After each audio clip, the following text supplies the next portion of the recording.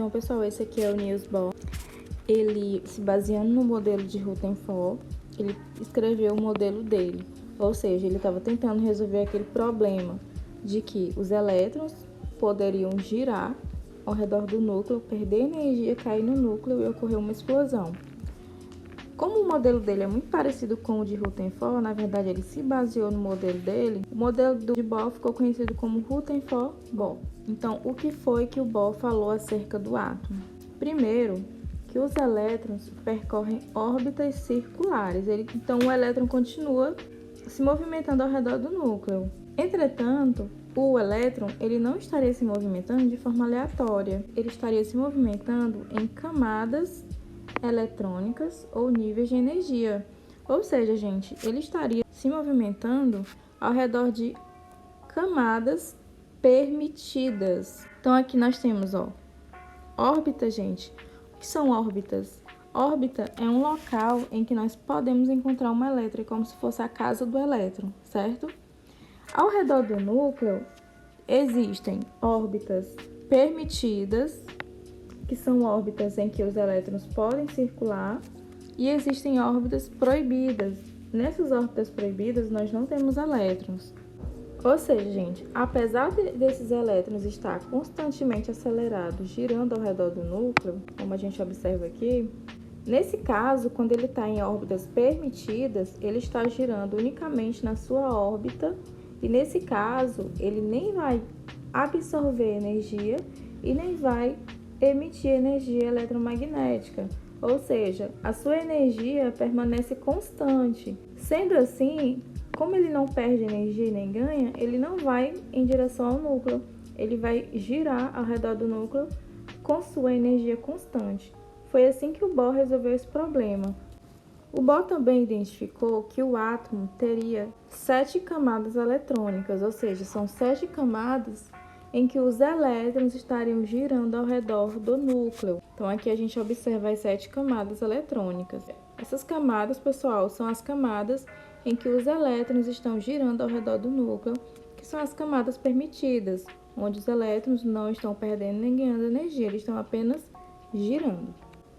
O segundo postulado de Bohr, a segunda ideia do Bohr acerca do átomo, é que, durante a translação dessas órbitas permitidas, os elétrons não perdem energia espontaneamente e se mantêm em uma órbita estável. Foi o que eu falei, gente. O segundo postulado diz que os elétrons eles estão girando nas suas órbitas permitidas, nas suas camadas eletrônicas, e quando eles estão nessas órbitas permitidas, eles nem emitem energia e nem perdem energia espontaneamente. A terceira teoria de Bohr acerca do átomo é que um átomo ele irradia energia ou ele emite quando um elétron salta de uma órbita de maior energia para uma de menor energia. Vejam aqui nesse GIF que nós temos aqui, o elétron ele estava aqui inicialmente, ele estava aqui. Vejam que ele recebeu aqui um quantum. O que é esse quantum? Esse quantum, gente, é uma energia que foi lançada sobre ele. Quando ele recebe essa energia, a gente diz que ele fica excitado. Então, ele pula para uma camada mais externa. Vejam que ele veio para cá. Quando ele volta para a sua camada interna novamente, ele emite aqui, luz, certo? É assim, pessoal, que a gente explica os fogos de artifício. Quando aquele átomo recebe energia, os elétrons que estavam na sua camada normal, ele fica excitado e ele pula para uma camada mais externa.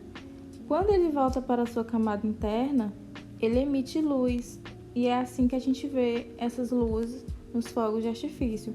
Quando a gente pega aquela pólvora e coloca fogo nela, a gente está colocando energia naqueles átomos. E aí acontece isso. Aqui é para mostrar a cor que cada átomo vai emitir. Por exemplo, eu tenho um elétron na camada 2.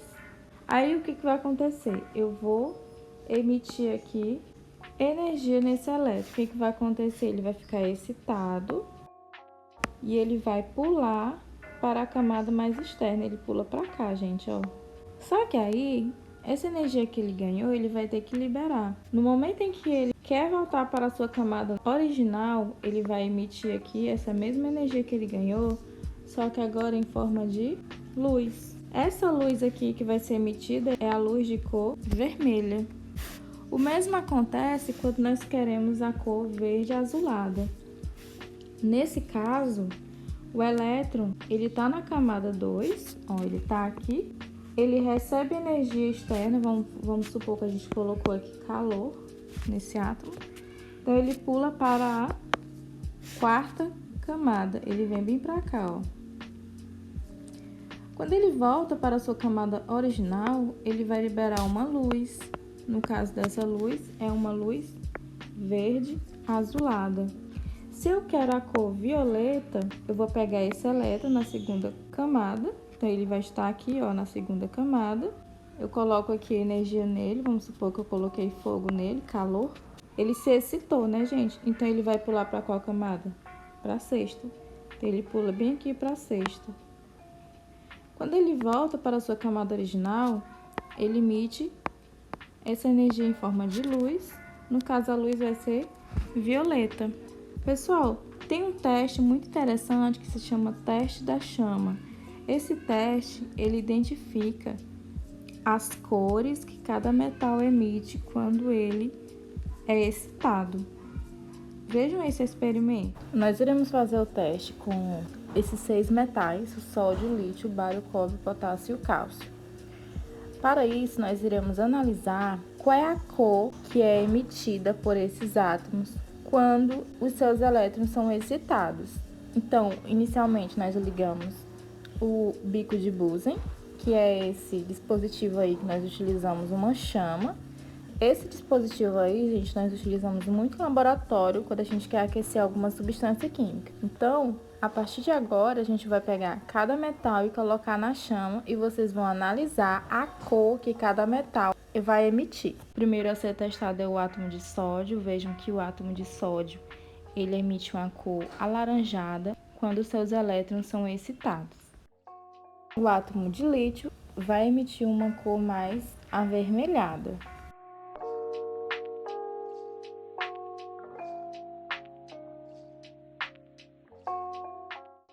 Agora faremos com o átomo de bário. O bário, quando seus elétrons são excitados, ao voltar para a sua camada interna, ele emite essa cor alaranjada. Agora o átomo de cobre. O cobre vai emitir uma cor mais esverdeada após o seu elétron voltar para o estado inicial. E o potássio, quando tem os seus elétrons excitados, seus elétrons pulam para a camada externa. Quando retornam, ele vai emitir a cor também avermelhada, um pouco alaranjada.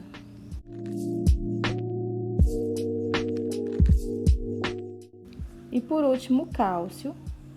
Os átomos de cálcio vai emitir a cor também alaranjada.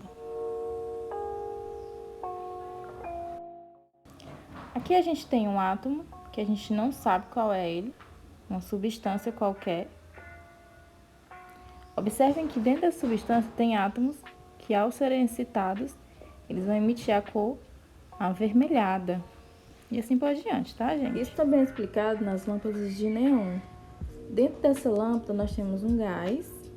Quando a gente liga na energia elétrica, essa energia elétrica excita os elétrons desse gás e esses elétrons passam para a camada externa.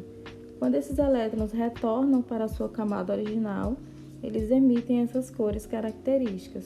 No caso aí, as cores emitidas foi a cor vermelha e a cor azul. A camada mais externa ocupada pelo elétron é chamada de camada de valência. Ou seja, gente, a camada de valência é a última camada de um átomo. Nesse caso aqui, esse átomo de lítio, ele tem somente 2 camadas e a última camada a gente chama de camada de valência.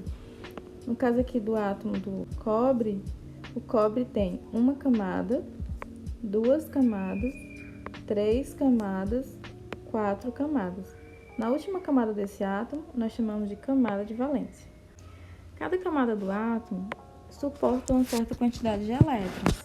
Por exemplo, na primeira camada do átomo, a gente vai chamar de camada K, e essa camada K, ela só suporta 2 elétrons. A segunda camada do átomo nós chamamos de camada L e ela só vai suportar 8 elétrons. A terceira camada do átomo nós chamamos de camada M e ela só vai suportar 18 elétrons. A quarta camada é a camada N, ela suporta somente 32 elétrons.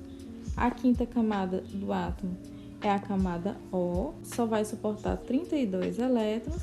A sexta camada é a camada P, que só suporta 18 elétrons. E a camada Q, que só vai suportar 8 elétrons. Pessoal, essas camadas a gente diz que são as casas do elétron. Por quê? Porque em cada camada nós vamos ter as quantidades de elétrons girando ali ao redor, certo? Imagina que a primeira camada é uma casa muito pequena, ela só vai caber 2 elétrons morando ali. Já as camadas 4 e 5 são camadas, vamos supor que são casas muito grandes. No caso da camada 4, ela consegue suportar 32 elétrons, ou seja, 32 elétrons podem morar nessa camada. Por exemplo, nós temos aqui o átomo de enxofre. Vamos analisar a quantidade de elétrons presente em cada camada. A primeira camada é a camada K e ela só vai suportar 2 elétrons, está aqui os dois, ó. A próxima camada é a camada L. Quantos elétrons eu vou conseguir colocar aqui? 8, e assim por diante.